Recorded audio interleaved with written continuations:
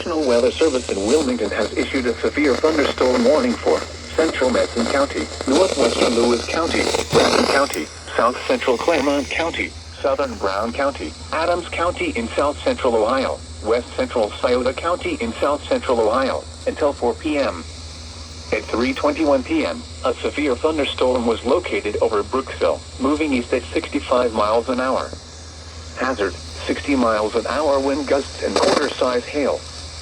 Source, radar indicated. Impact, minor hail damage to vehicles is possible. Expect wind damage to trees and power lines.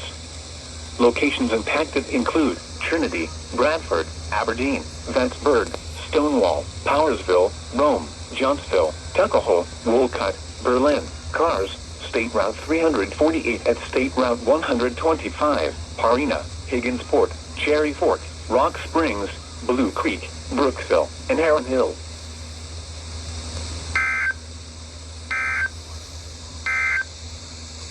You are listening